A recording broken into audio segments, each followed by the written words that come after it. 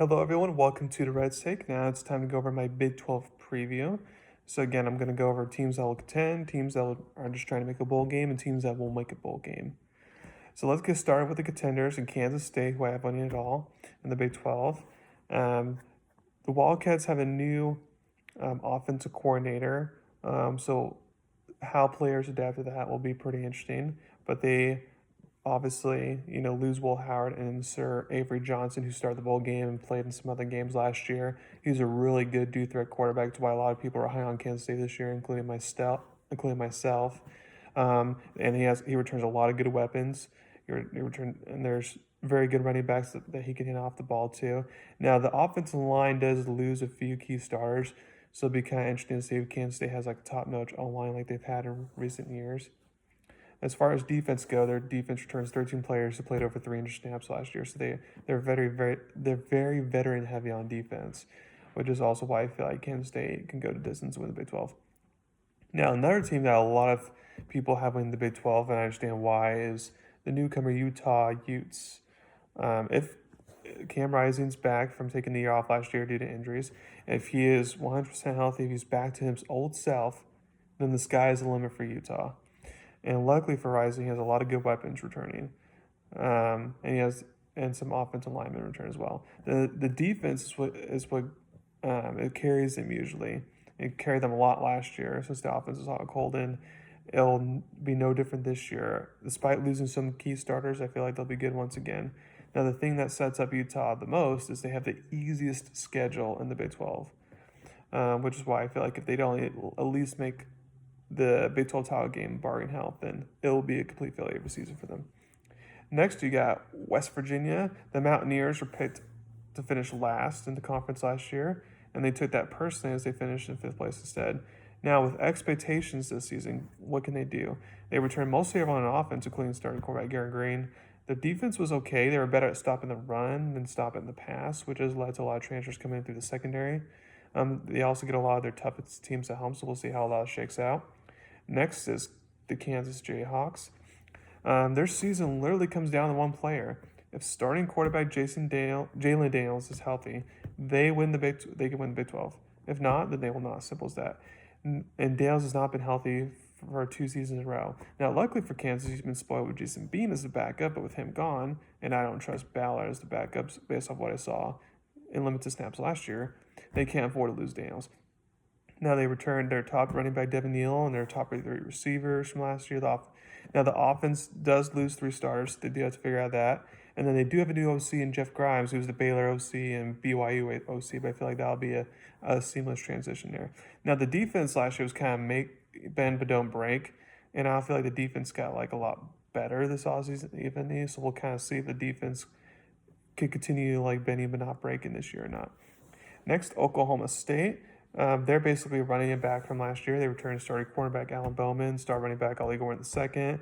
Their top 2 receivers, the whole offensive line, and the defense returns mostly all their starters. Now, the defense last year is will to kind of help determine if they can get back to the Big 12 title game or not, because their stats-wise shows they weren't the best, but they were very opportunistic, and credit to them for capitalizing on that. So we'll see if they can be opportunistic once again. Also, their schedule is kind of a little bit tricky as well, so keep that in mind.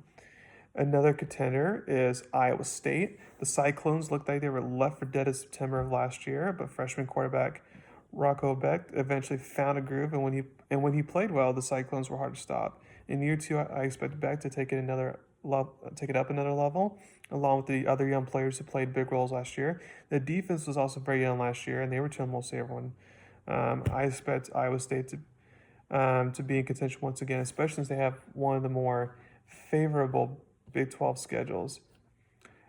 Now, here are teams who would definitely make a bowl game. Maybe if things shake out right, could be contenders, but definitely should at least make a bowl game. One is Texas Tech.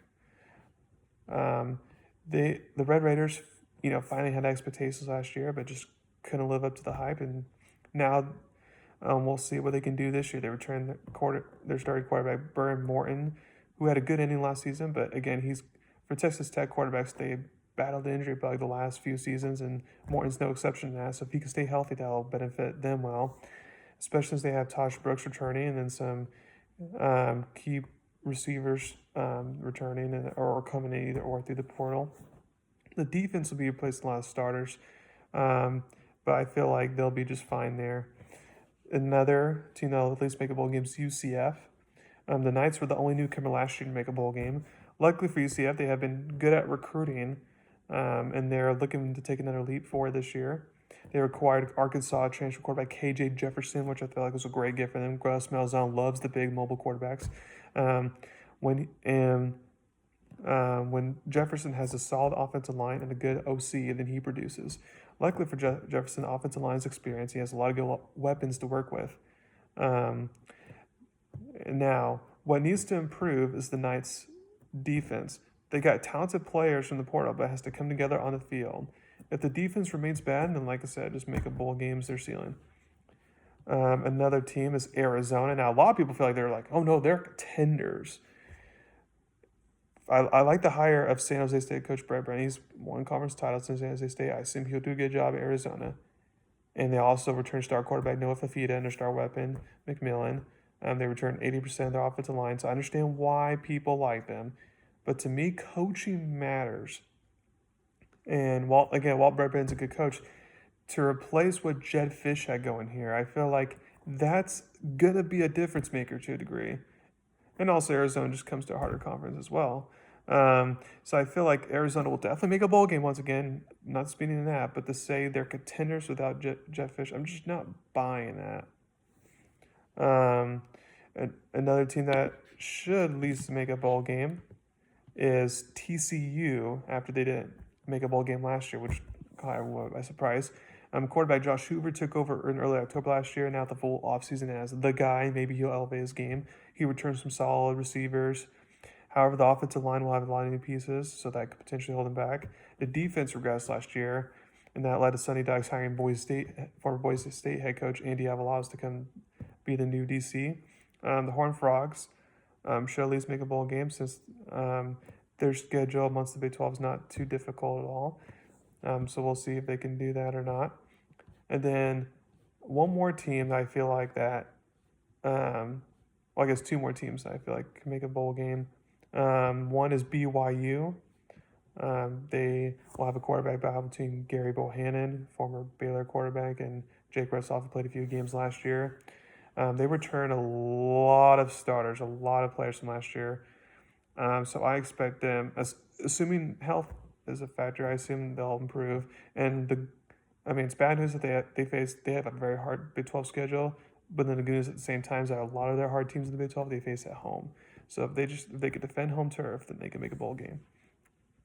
And then Colorado, a lot of people are interested in what primetime Deion Sanders and his squad has in store for year two. They'll be fun to watch, whether they're good or not. They return star quarterback, Shadur Sanders and playmaker Travis Hunter. Now, obviously, the offensive defensive line, especially offensive line, was their downfall last year. I expect Coach Prime worked hard in the portal. I expect the offensive line he brought in to at least be a little bit of an upgrade. It can't be worse than it was last year. The defense, we'll see what upgrades are brought there. For me, there's two things why Colorado could make a bowl game, but also why I wouldn't be shocked that they barely missed out. One is they have a very hard schedule, especially not conference schedule. The AD did a non-conference schedule, did not do them any favors. And then also, there's just been a lot of noise this offseason. Oh, we're everyone's Super Bowl. It's like, I don't like that. So that could be interesting to see if Colorado can live up to some type of hype or not. Next is Cincinnati. As teams that probably make a bowl game, but they have a decent shot. Head coach Scott Satterfield in year one, Cincinnati did not have it easy because not only did Cincinnati, make the jump for a Power 4 program, which is not easy in itself, but to take over the program in general instead of already being there for the transition. Cincinnati's defense was actually pretty good last year, but because the offense was, anemic, they got tired out by the end of the games and they could only do so much.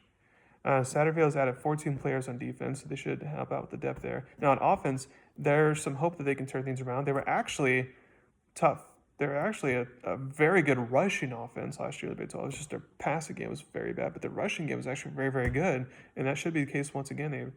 Emory Jones obviously graduated and moved on, so they brought in Indiana transfer quarterback Brendan Sorsby to be their new starter, who I feel like should be at least a little bit of an upgrade. Again, it wouldn't shock me either way if they make a bowl game or not. Probably not, but we'll see. And another team that could make a bowl game now is Baylor. Um, this is it for head coach Dave Aranda. After winning the Big 12 of 2021, he's on the hot seat. The Bears have to make a bowl game or else Dave Aranda's probably gone. He's fired his previous office staff, brought in Jake Spadaval to be the new OC, and he basically is inserting himself to be the new DC and calling plays. Now, the offense has some good pieces. They're returning a lot of offensive linemen from last year and their top weapons. Now, the question is who will step up quarterback. Right now, the leaders, Quan Finn, the Toledo transfer bowl. We'll see. But regardless of who it is, they need to get a consistent quarterback play or else the Bears won't make a bowl game. Because while they do have some talented players on defense, they can only be relied upon to do so much. And then two teams that will definitely not make a bowl game. One is Arizona State. They just lost a lot of players. They're bringing 31 players in the portal. They're in a rebuild. They have a scholarship limit because of the Hernan Edwards drama from his coaching days.